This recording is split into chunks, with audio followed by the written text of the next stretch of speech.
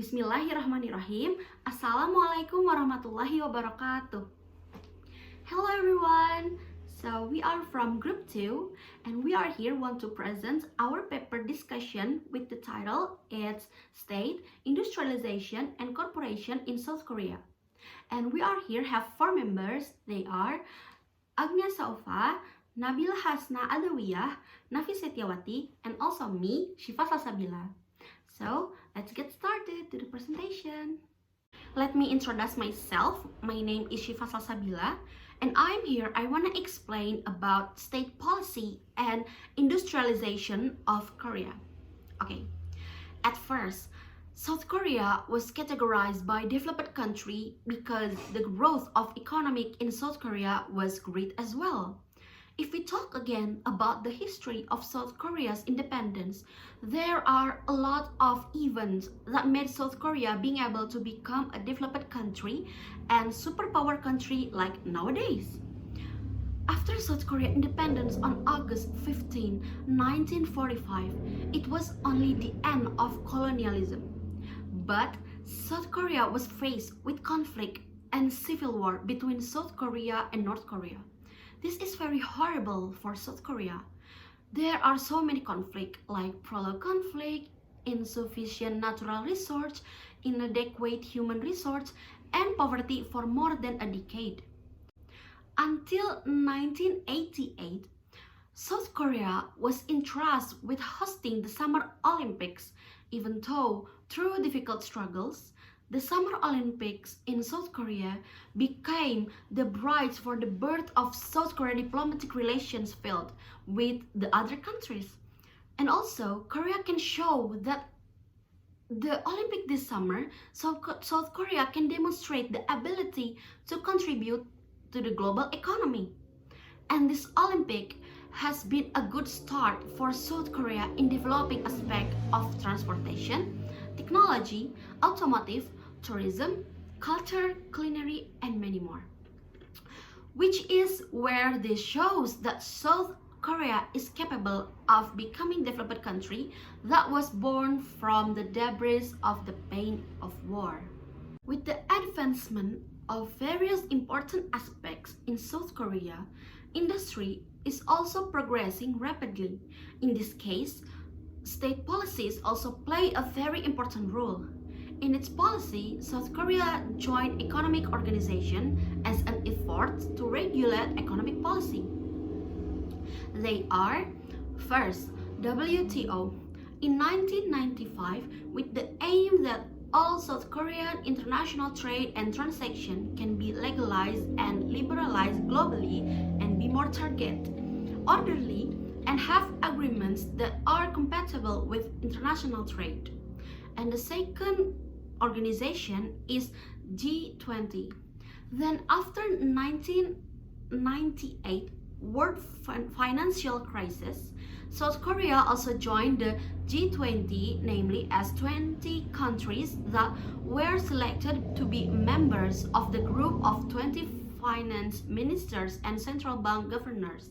Because at that time, World Banks desperately need help in overcoming the world crisis monetary in 1998 with the assistance from a country whose industry and economy have been stable and developed.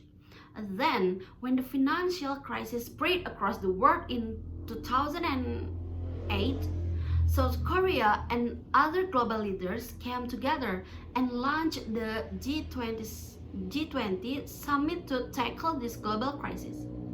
After successfully guiding the global economy towards recovery, the G20 designed a discussed forum among member countries about global economic coordination, which for Korea itself aims to facilitate joint industrial discussion which discuss various key issues in the world economy as well as a means of evaluating global economic condition and a new world order.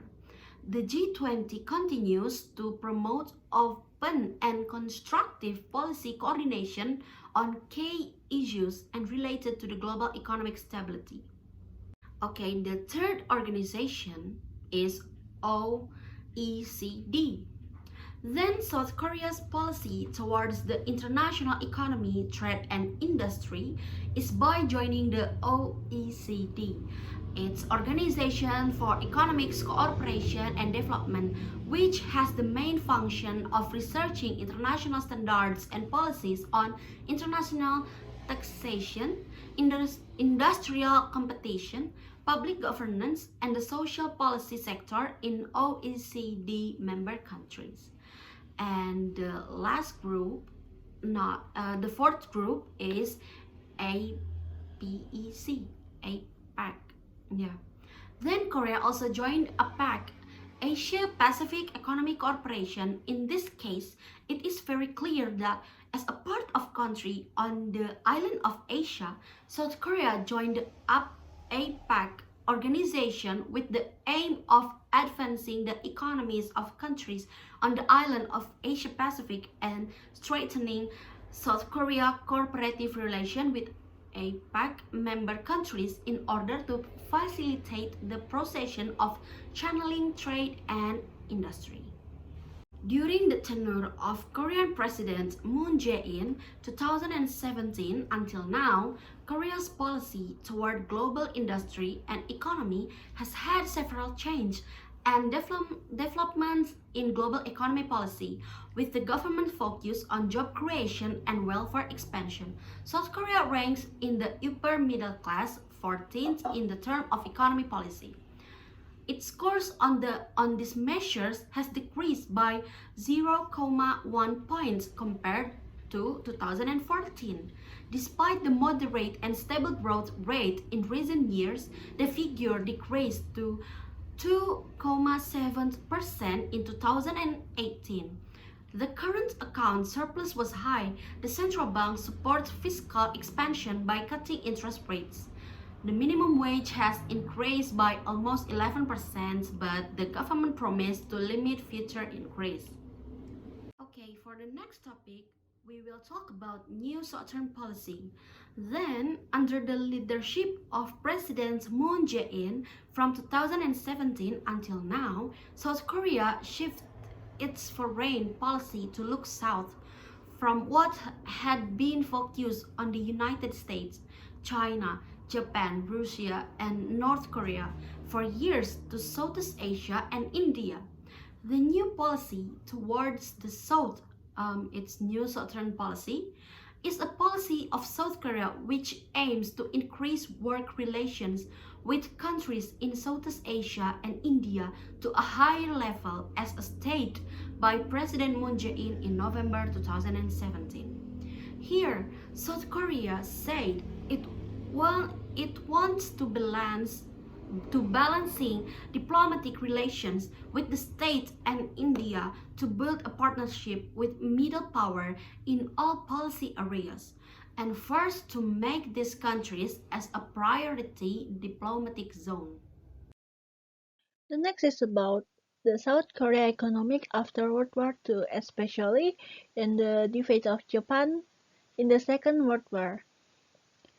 After 1945, the Soviet Union and the United States, as the biggest country, played their role in the creation of two states. The first is the Republic of Korea, or known as South Korea, and the second country is Democratic People's Republic of Korea, or known as North Korea. And this condition is based on the United Nations Treaty. And the first president of the South Korea is Syngman Rhee, which is led from 1948 until 1960. And during the Syngman Rhee era, the dependence on foreign aid, especially aid from the United States and the United Nations, is big. This condition is because the first is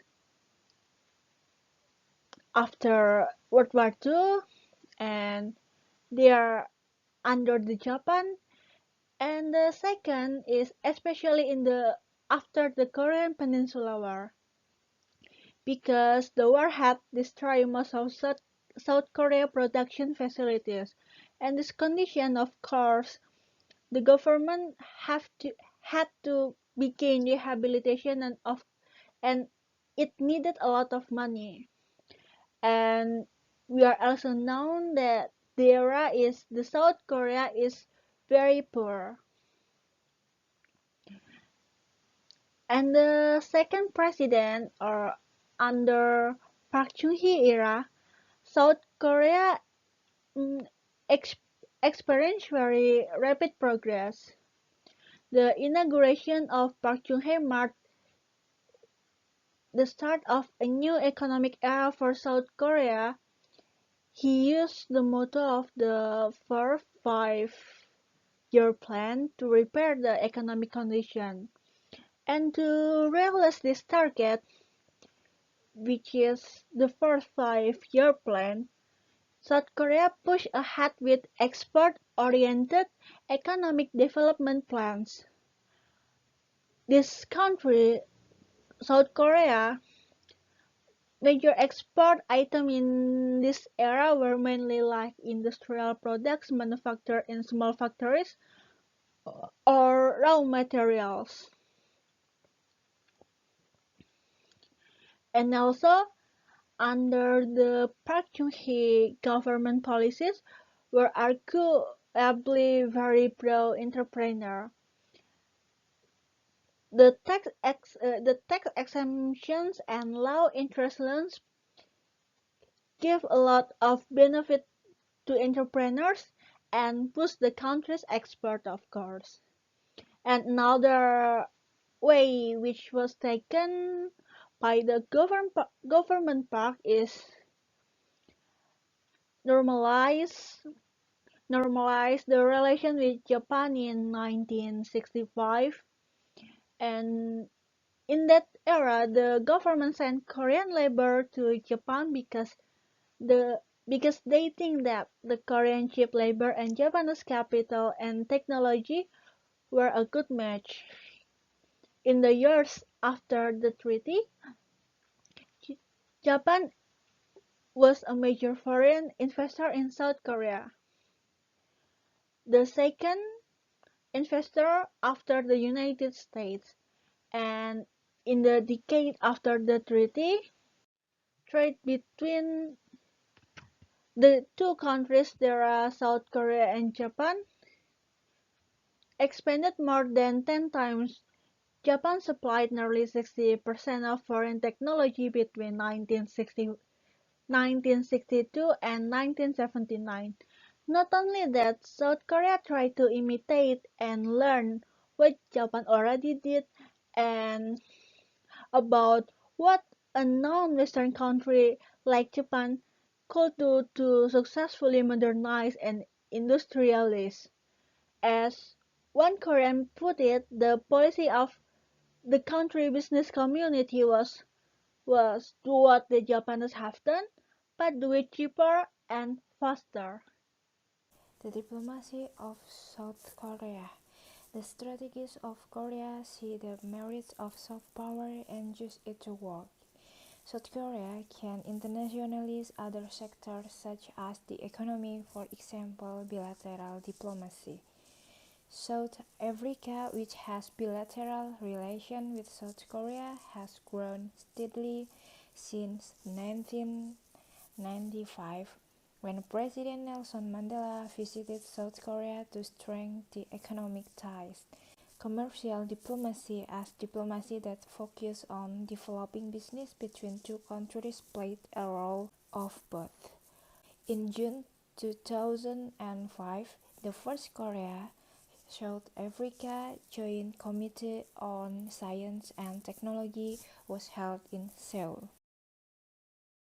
So etymologically, chaebol comes from word jaebol, the syllable of J, which means wealth or property, and bol, which means faction or clan. Basically, chaebol shows a giant conglomerate group that houses a number of companies and is led by founding family and their descendants. So there is some example include Samsung Group, LG Corporation, Hyundai Group, and Lotte Corporation. At first, Chaebol appeared after the end of World War II. After the end of World War II in 1953, native South Korean families took ownership of the corporations that were formerly owned by Japan. During the Syngman government regime, in an effort to enlarge these companies, the government intervened against these companies so that they could develop rapidly. As a guided capitalist country, the government gives preferential treatment to companies so that they not easily get bankrupt. The government policies at that time greatly helped these companies develop well. They provide tax exemptions and low interest loans. Over the last few decades, the expansion of international business has greatly helped the Chaebol enlarge their business empires, especially the manufacturing giants. Based on research conducted by Seoul National University and Columbia University in 2013, around 86% of sales from Samsung were generated by overseas markets, and only 14% came from the Korean market. Foreign markets have indeed made Korean Chaebol multiple times more profitable. As a result of well-known international business overseas and the successful expansion of many Korean Chaebols, they become famous in global market. The success of their international business expansion is reflected in the number of companies that have made to the top corporation ranking globally. Some of them are Hyundai and Samsung. This company started from the business of selling dried fruit, vegetables, and fish that was pioneered by Lee Byung-chul. When the war broke out between China and Japan, Lee Byung-chul moved his business from Masan to Daegu in northeast. In this city, which is the center of political leadership and military regime, Lee Byung-chul set up one-stop trading shop with a capital of 30,000 won, and he wanted this shop to become a large company. In 1969, Lee Byung-chul founded Samsung Electronics, which is currently a successful global player. In 1970, Samsung strengthened its electronic and semiconductor business so that by 1980, Samsung managed to cover all sectors of Korean economy. After the death of Samsung founder Lee Kun-hee in 1987, he took over the leadership of Samsung.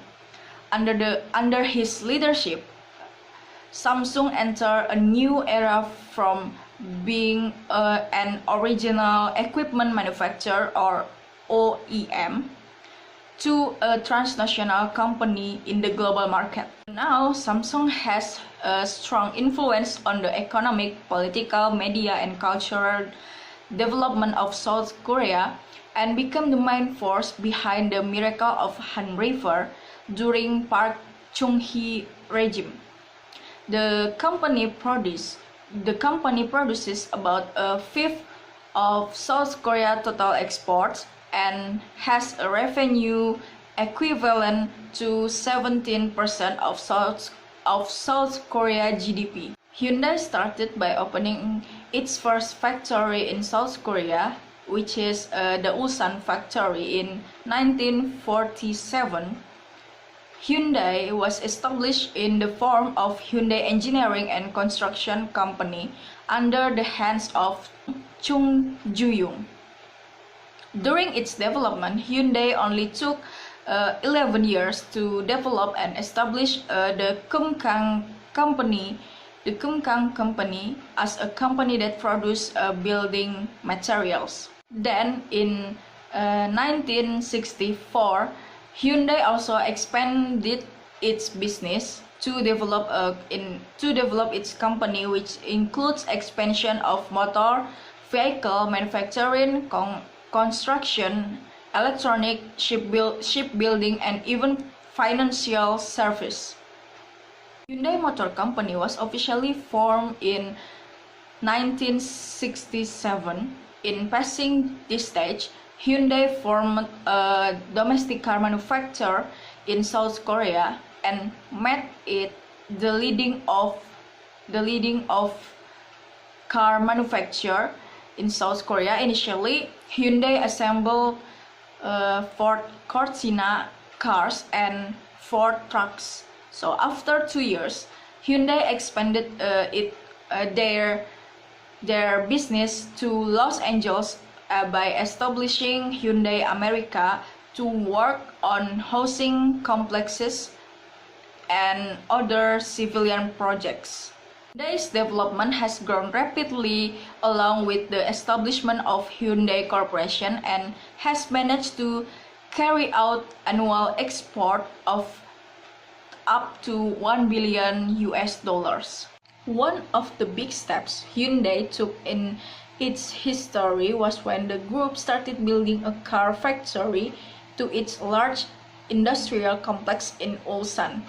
This makes Hyundai become the largest automotive company in South Korea and dominates the domestic and export markets.